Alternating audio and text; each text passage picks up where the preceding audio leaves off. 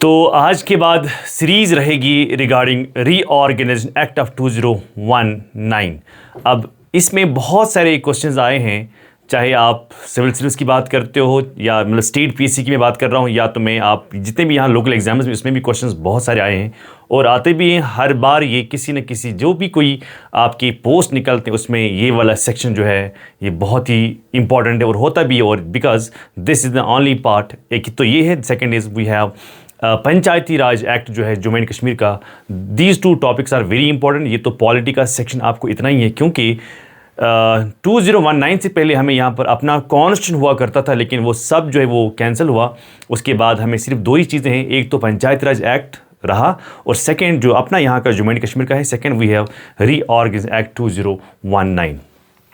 Reorganisation act में क्या हुआ, ये रीऑर्गेनाइजेशन क्या होता है, किस आर्टिकल के अंदर किया जाता है और कैसे कॉन्स्टिट्यूशन में क्या लिखा है कि किस तरह इसको करना है। फॉर एग्जांपल अगर हम बात करेंगे रीऑर्गेनाइजेशन की, ये रीऑर्गेनाइजेशन का मतलब क्या होता है कि हम रीड्रॉ करते हैं पॉलिटिकल बाउंड्रीज, हम इसका स्टेटस चेंज करते हैं, हम इसका नाम चेंज करते हैं, हम इसको मर्ज करते हैं, हम इसको सेपरेट करते हैं। तो ये सारा जो हम क्या करते हैं, रीऑर्गेनाइजेशन का मतलब ही होता है रीड्रॉ करना। रीड्रॉ क्या करना, रीड्रॉ करना आई वुड से पॉलिटिकल बाउंड्रीज, ठीक है ना। रीड्रॉ करना पॉलिटिकल बाउंड्रीज। हमें क्या करना है, पॉलिटिकल बाउंड्रीज के साथ साथ हम और भी कुछ कर सकते हैं।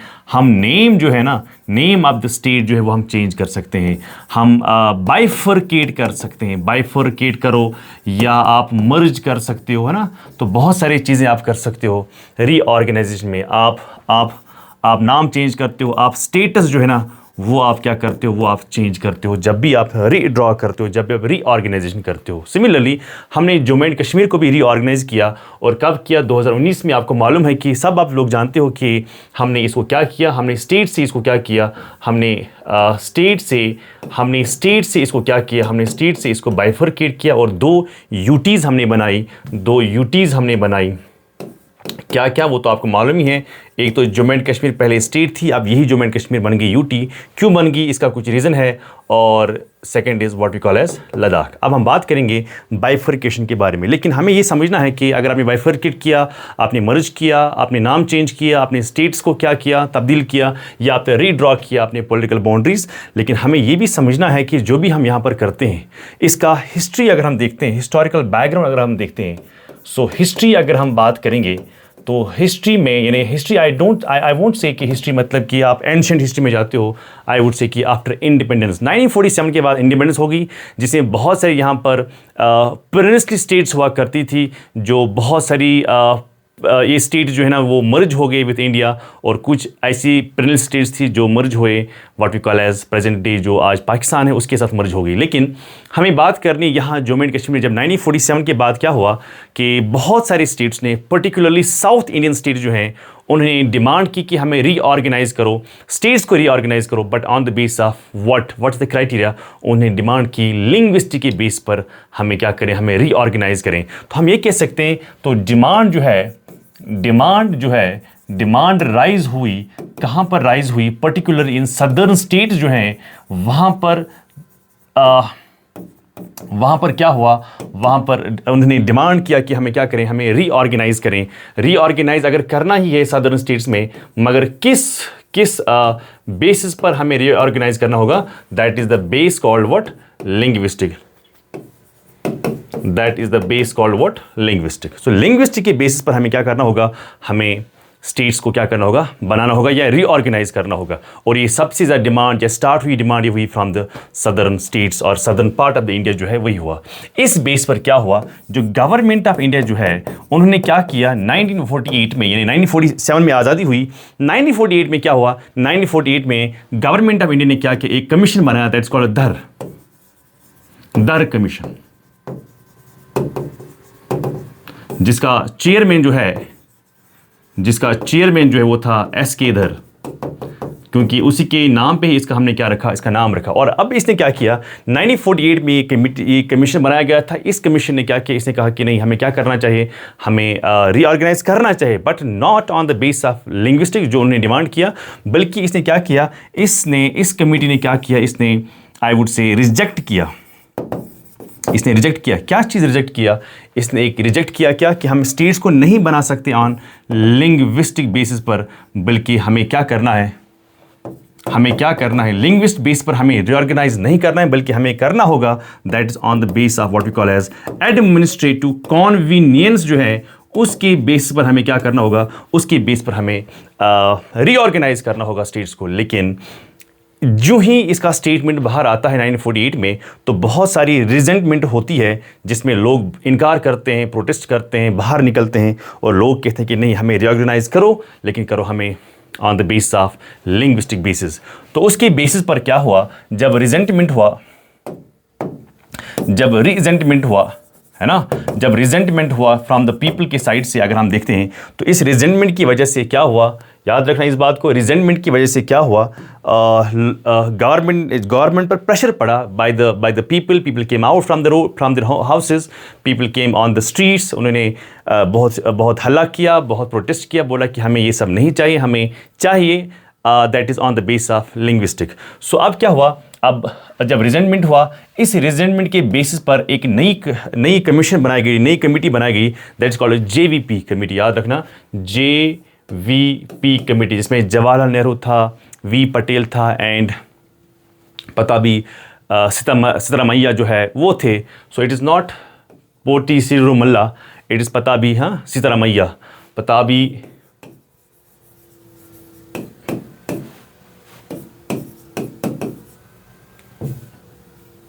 सिद्धरामैया,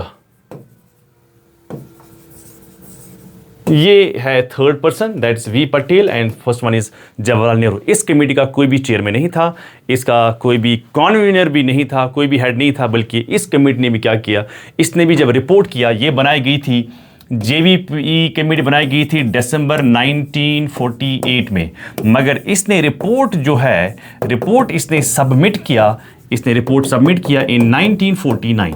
अब 1949 में जब ये रिपोर्ट सबमिट करती है, ये भी क्या करती है, ये भी रिजेक्ट करती है किस चीज़ को, कि हम लैंग्वेज के बेसिस पर नहीं बना सकते हैं what we call as state. बिल्कुल इसने रिजेक्ट किया कि नहीं माना। लेकिन समहाउ जब बहुत सारी हालत ख़राब हो गई in the state call Andhra Pradesh, जिसको आप आज आंध्र प्रदेश कहते हो, वहाँ पर बहुत हालत ख़राब हुई और उस हालत ने इतनी हालत ख़राब हुई कि जिसकी वजह से जहाँ पर कांग्रेस का एक लीडर था जिसका नाम था 56 डेज़, उसने क्या किया, 56 डेज़ उसने हंगर स्ट्राइक की। याद रखना, 56 डेज़ उसने हंगर स्ट्राइक की। इस हंगर स्ट्राइक की वजह से क्या हुआ, उसकी डेथ हुई। So who was the person जिसकी डेथ हुई, और 56 डेज स्ट्राइक करने के बाद गवर्नमेंट को प्रेशर पड़ा कि उन्होंने क्या किया, उन्होंने स्टेट को बनाया on the base of language. और वो कौन स्टेट थी, 1953 is the year, that is the Andhra Pradesh. Andhra Pradesh is the first state in India जो क्रिएट हुई थी on the base of language. तो डेथ किसकी हुई थी, पोटी सिरुरामल्ला। सो इसकी ये है पताबी सिद्धरामैया, इट्स पोती सिरुरामल्ला जो है, इनकी क्या हुई, इनकी डेथ हुई because of this 56 days hunger strike, जिसकी वजह से इनकी डेथ हुई। बहुत प्रेशर पड़ा गवर्नमेंट पर, जिसके बेसिस पर क्या हुआ, गवर्नमेंट ऑफ इंडिया ने क्या किया, गवर्नमेंट ऑफ इंडिया ने क्या किया, उसने आंध्र प्रदेश को क्या किया, आंध्र स्टेट को क्या किया, आंध्रा को क्या किया, इसको स्टेटहुड मिला। मगर किस बेस पर स्टेट मिला, इसको मिला on the base of what we call as linguistic. So ये कब की बात है, ये कब की बात है, ये है 1953, और ये मानी जाती है फर्स्ट स्टेट जिसको स्टेटहुड मिला on the base of language, that's called linguistic basis. अब क्या हुआ, जब एक चीज़ को मिलती है, जब एक स्टेट को मिली ये statehood on the base of language, इसका मतलब है कि दूसरे स्टेट्स जो हैं उन्होंने भी सिमिलरली डिमांड की कि हमें भी स्टेट दे दो, और स्टेट होने के बाद किस बेस पर दे दो, वो भी है on the base of what we call as language. So other states जो हैं उन्होंने क्या किया, उन्होंने डिमांड किया, किस चीज़ की डिमांड की, कि हमें भी क्या करें, हमें भी स्टेट्स दे दें, बिल्कुल सेम ग्राउंड्स पर, that is called linguistic basis. जिस प्रेशर पर क्या किया, जिस प्रेशर पर गवर्नमेंट ऑफ इंडिया ने और एक चीज़ किया, that is what we call as एक कमीशन बनाया, that is called Fazal Ali commission. Fazal Ali commission. अब जो फाजिल अली कमीशन जो है, इस फाजिल अली कमीशन ने क्या किया, ये 3 मेंबर कमेटी था, बाय द वे 3 मेंबर, ये 3 मेंबर कमेटी था जिसमें खुद चेयरमैन थे इसके फाजिल अली, इसलिए हम इसको कहते हैं फाजिल अली कमीशन। और सेकंड जो बंदा था वो था कुंजरू, एंड थर्ड जो है वो था पानीकर, कुंजरू एंड हिमसेल्फ फाजिल अली, जिसके नाम पर जो चेयरमैन था उसी के नाम पर इसका नाम पड़ा। अब क्या है, इस कमेटी ने क्या किया 1953 में क्या हुआ, 1953 में इसको क्रिएट किया गया था by the government of India के हवाले से। लेकिन 1953 में जब क्या किया इसने रिपोर्ट सबमिट किया, उसके बाद यानी 1953 में गवर्नमेंट ऑफ इंडिया ने फ्रेम किया what we call as Fazal Ali commission. लेकिन इस कमीशन ने क्या किया, इस कमीशन ने रिपोर्ट को क्या किया, रिपोर्ट को सबमिट किया। लेकिन जब सबमिट किया वो इसने किया था 1955 में। याद रखना 1953 में फाजिल अली कमीशन बनाई गई थी, 1955 में इसने रिपोर्ट सबमिट किया।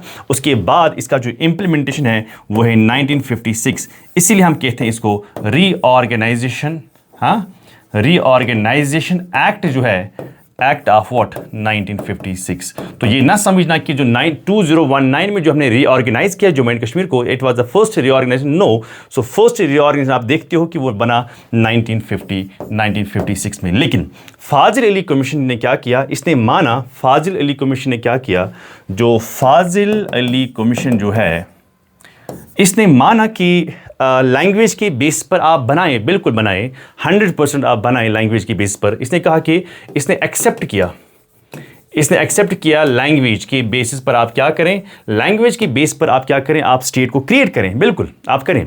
लेकिन इसने रिजेक्ट क्या किया, इसने एक चीज़ रिजेक्ट किया क्या किया, इसने कहा कि 1 लैंग्वेज 1 स्टेट जो है ना वो कॉन्सेप्ट नहीं होना चाहिए। 1 लैंग्वेज 1 स्टेट जो है ये पॉसिबल भाई नहीं है। क्यों? क्योंकि इंडिया में लगभग ऑन एन एवरेज अगर मैं कहूँ, इंडिया में लगभग मोर देन 1600 लैंग्वेज को बोला जाता है। तो बता मुझे, क्या 1600 स्टेट्स को बनाना पॉसिबल है?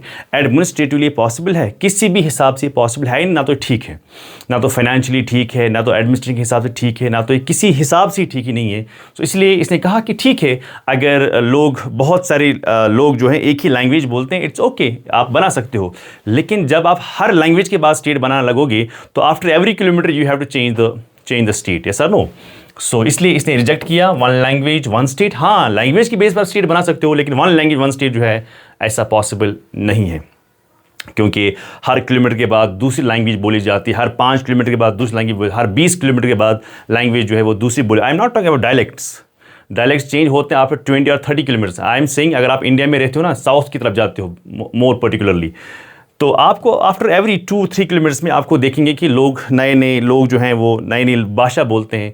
तो हर लैंग्वेज के बाद, हर लैंग्वेज की बेस पर आप स्टेट को बनाओगे, दैट्स नॉट पॉसिबल। सिमिलरली अगर हम देखते हैं, थोड़ा हिस्ट्री हम देखते हैं, आप देखो कि अगर हमने महाराष्ट्र को बनाया, हमने अलग किया किससे? गुजरात से। यानी महाराष्ट्र को अलग किया हमने गुजरात से, 1960 की बात है।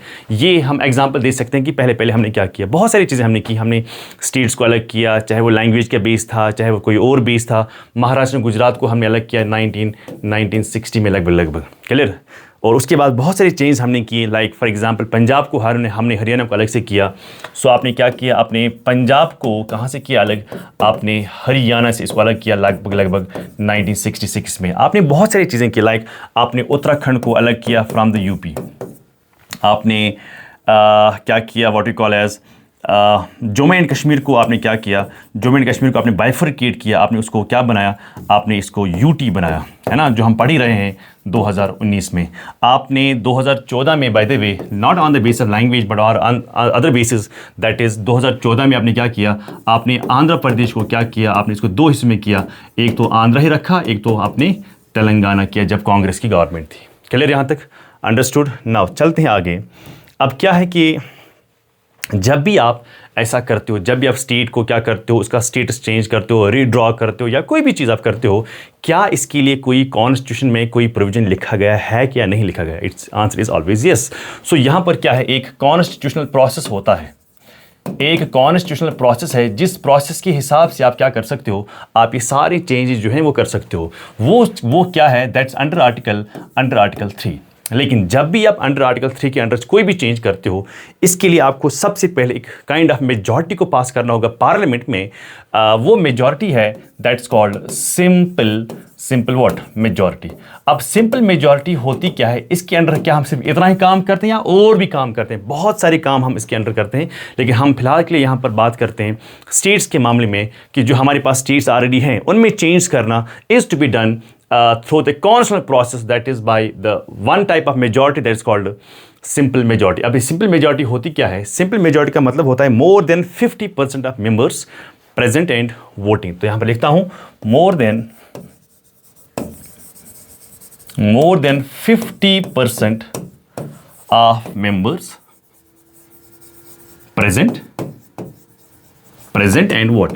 present and voting।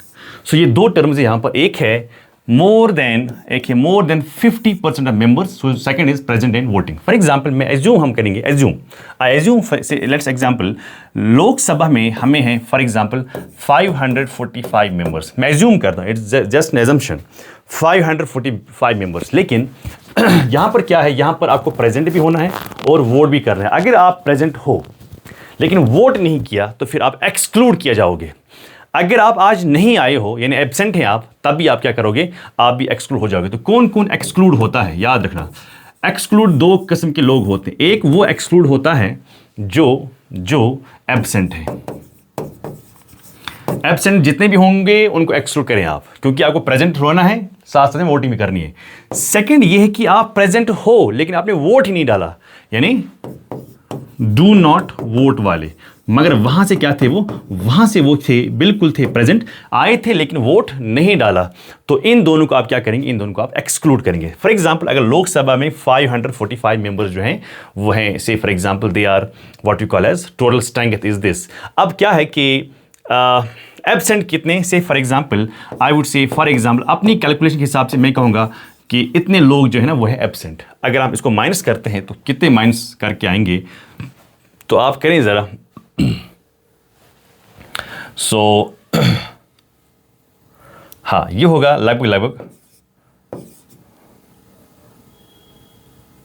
490 है ना, 490। चलो 490 हो गए, लेकिन मैं 5 मिनट के लिए मानता हूं कि 10 लोग ऐसे हैं वो प्रेजेंट थे मगर डू नॉट वोट वाले हैं। अगर वो डू नॉट वोट वाले हैं तो मुझे बता, फिर डू नॉट वोट वाले में आप देखो कि 10 हैं तो वहां पर कितने रह गए, वहां पर रह गए 480। अब मुझे क्या चाहिए, मुझे चाहे मोर देन, यहां लिखा है, प्लीज पे अटेंशन, यहां लिखा है more than 50% of members present and vote, present and voting. इसका मतलब है कि more than 50%। So I will write here more than what, more than 50%। इसका मतलब है कि 1/2 हम करेंगे, जो हो गया 50% into what we call as 480। So 2 1 is 2, 2 2 जार 4, 2 4 जार 8, 2 0। तो आंसर क्या होगा, 241 इज द आंसर। अब आप कहोगे सर 241 कहाँ से आया, 1 कहाँ से आया, यह तो 240 होना चाहिए था, बिकॉज यहाँ पर लिखा है more than 50% of members present and voting. Present भी होना है, वोट भी करना है। अगर आप एब्सेंट हो तो एक्सक्लूड किए जाओगे, अगर आप प्रेजेंट हो लेकिन वोट भी नहीं डाला तब भी आप एक्सक्लूड किए जाओगे। दो बंदे को एक्सक्लूड किया जाए, दो कैटेगरीज ऑफ पीपल को रादर आई शुड से, इनको एक्सक्लूड किया जाएगा। अब क्या हम ये सिर्फ इसी के लिए इस्तेमाल करते हैं? नहीं, बल्कि हम इसको बहुत सारे चीज़ों के इस्तेमाल करते हैं। लाइक आपको ऑर्डिनरी बिल्स को पास करना होगा, मनी बिल्स को पास करना होगा, फाइनेंशियल बिल्स को पास करना होगा, आपको रीऑर्गेनाइज करना होगा स्टेट को, वो जो है वो भी आपको इसी से करना होगा। आपको confidence motion, no confidence motion, बहुत सारी चीज़ें जो हैं वो आप इसी मेजॉरिटी से ही करते हो, जिसमें से एक प्रोविजन ये भी आता है कि आप रिड्रॉ कर सकते हो, रीऑर्गेनाइज कर सकते हो, वो भी आपको करना होगा अंडर आर्टिकल 3 के अंडर, लेकिन that is to be done by simple majority, not by special majority, it's done by simple majority. अब आगे क्या है कि जब भी आप ऐसा करते हो, आपने बिल को पास किया वगैरह किया, मगर आप क्या करते हो, इस बिल को पास करने से पहले क्या करना होता है कि जैसे मैं आपको ऐसे समझाऊंगा कि जब भी इस बिल को प्रपोज किया जाएगा, it is to be propose in the way of bill, not in the way of what we call as resolution. याद रखें इस बात को। तो जब भी आप ये जो प्रपोजल होना चाहिए, प्रपोजल होना चाहिए in the form of bill, in the form of what, in the form of bill, not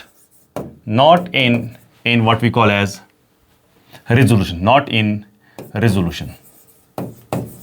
यानी मैं आपको ऐसे समझाऊंगा कि जब भी हमें ऐसा करना होगा, जब भी हमें स्टेट को चेंज करना होगा, कुछ भी करना होगा, चेंज करना होगा, तो हमें बिल के जरिए से इसको चेंज करना होगा. ये नहीं हो सकता है what we call as resolution. आप इसको समझते हो ये क्या मतलब है? इसका मतलब ये है कि आप जब भी ऐसा करोगे, it needs prior recommendation of the president. So मैं यहां पर लिखता हूं, it needs what? Needs prior recommendation of what? prior recommendation of what we call as president. So अगर ये president की prior recommendation है तो तब तक आप नहीं कर सकते हो जब तक आप इस बिल को पहले कंसेंट कहां से नहीं लाओगे. पहले ही आपको दिखाना होगा, प्रेसिडेंट पास करने से पहले ही प्रेसिडेंट को दिखाना है. That means prior recommendation of president. अगर ये प्रियर रिकमेंडेशन प्रेसिडेंट है, इसका मतलब ये हुआ जितने भी प्राइवेट मेंबर्स होंगे. Now let's understand who is private member. Private member is one who does not have any portfolio, जिसको मिनिस्ट्री नहीं होती है, दैट्स कॉल्ड प्राइवेट मेंबर. सो इसका मतलब ये हुआ प्राइवेट मेंबर जो है प्राइवेट मेंबर जो है can not bring such bills. Why? Because क्योंकि उसको ये कॉन्स्टिट्यूशनल अथॉरिटी है ही नहीं कि आप प्रियर रिकमेंडेशन के लिए जा सकते हो. बिकॉज ही और she does not have constitutional authority. ठीक है ना? तो अगर उसको कौन अथॉरिटी है ही नहीं, फिर किसकी अथॉरिटी है? हम कहते हैं कि ये जो इश्यूज़ होते हैं, ये बहुत बड़े इश्यूज़ होते हैं, बहुत बड़े मैटर होते हैं. इसीलिए ये जो प्रोसेस है, ये एग्जीक्यूटिव प्रोसेस है. It is the responsibility of council of minister. अब इसीलिए नहीं जा सकता है प्राइवेट मेंबर. याद रखना, प्राइवेट मेंबर जो है, one who does not have this portfolio can not bring such bill. Because उसको प्रियर रिकमेंडेशन पहले लानी है, लेकिन वो ला ही नहीं सकता है prior recommendation. That's why he can not bring such bills. वो और बिल्स ला सकता है, लेकिन इस किस्म की बिल वो नहीं ला सकता है. अगर वो इस किस्म की बिल नहीं ला सकता है तो इसका मतलब यह है कि क्यों नहीं ला सकता है? क्योंकि वो प्रियर रिकमेंडेशन नहीं कर सकता है. Why not? बिकॉज कॉन्स्टिट्यूशन ने इसको अथराइज नहीं किया है कि आप ऐसे बिल्स को क्या करें, ऐसे बिल्स को आप पहले प्रियर रिकमेंडेशन लाएं, उसके बाद ऐसा करें. जब भी आप ऐसा करते हो तो इसका मतलब ये हुआ कि असल में ये क्या है, ये बिग मैटर्स होते हैं. ये क्या मैटर्स हैं? ये है बिग मैटर्स. और ये रेस्पॉन्सिबिलिटी है. और किसकी रेस्पॉन्सिबिलिटी है? ये है रेस्पॉन्सिबिलिटी किसकी? This is the responsibility of executive, है ना? जिसको मैं सिंपली लिखूंगा, जो काउंसिल ऑफ मिनिस्टर्स हैं उन्हीं की रेस्पॉन्सिबिलिटी है. वही क्या करेंगे? वही बिल्स को क्या करेंगे? वही प्रियर रिकमेंडेशन लाएंगे. उसके बाद प्रेसिडेंट इसको मानेगा, ठीक है करो. उसके बाद ये पास होती है बिल. उसके बाद उसको एसेंट वापस मिलता है प्रेसिडेंट का. उसके बाद एक्ट बनता है, जो हम अभी देखते हैं. चलिए, अब क्या होता है कि जब भी ऐसा बिल वापस आता है, जब भी बिल पास होती या जब भी प्रेसिडेंट देखता है इस बिल्स को, वो क्या करता है? ये बिल जो है, दिस बिल, इस बिल को क्या किया जाता है? इसको रेफर किया जाता है. Refer to what? To concerned state. इसको क्या किया जाता है? जो कंसर्न्ड स्टेट जो होती है उसको क्या किया जाता है? उसको ये बिल भेजी जाती है. क्यों भेजी जाती है? ताकि आप क्या करें? To seek what? To seek just an opinion. उनकी राय जो है, वो राय क्या है उनकी? क्या उनकी राय यस में, उनकी राय नो में, वो क्या राय रखते हैं? लेकिन जो भी वो ओपिनियन देते हैं, जो भी ओपिनियन स्टेट, कंसर्न स्टेट देती है, वो बाइंडिंग नहीं होता है on the centre. Not binding. अब आप कहोगे सर अगर बाइंडिंग नहीं है, not binding on what we call as centre. अगर ये बाइंडिंग नहीं है, फिर ये क्यों भेजा जाता है? Just an opinion. हाँ, लेकिन एक प्रोविजन है कि आप उनको भेजें. वो उनका क्या मसला है? क्योंकि हम फेडरल स्टेट में हैं. अगर आपने उनको भेजने के बाद उनकी क्या राय थी, क्या उनका कुछ वैलिड पॉइंट भी हो सकता है, वगैरह वगैरह, लेकिन ये बाइंडिंग नहीं होता है. लेकिन सवाल ये है कि जब भी प्रेसिडेंट ऐसा करता है, प्रेसिडेंट भेजता है स्टेट को. अब स्टेट के हाथ में कितना टाइम है? टाइम यहां पर मेंशन होगा कि कितना टाइम, स्पेसिफिक टाइम मेंशन होता है. एज पर द प्रेसिडेंट जो है वही टाइम मेंशन करेगा कितने टाइम में आपको ये करना होगा. उतने टाइम वो करते हैं. वो हाँ बोलते हैं या ना बोलते हैं, जो भी उनका है, वो बाइंडिंग नहीं होता है ऑन द सेंटर. हाँ, centre can act accordingly as per the state जो कह रही है, पर बाइंडिंग नहीं होता है. सो ये बात आपको याद रखनी होगी. उसके बाद जम्मू एंड कश्मीर की अगर मैं बात करता हूँ, जब भी आप स्टेट को बेचते हो तो वहाँ पर कौन बात करता है, वहाँ पर वहाँ की असेंबली बात करती है। लेकिन जब आपने क्या किया, जब आपने रीऑर्गेनाइजेशन किया, जब आपने रीऑर्गेनाइजेशन किसने किया, पार्लियामेंट जब रीऑर्गेनाइज किया, 2019 की बात है, तो उन्होंने क्या किया, क्या उस वक्त भी उनको भेजना था जम्मू एंड कश्मीर की असेंबली को? Answer is yes.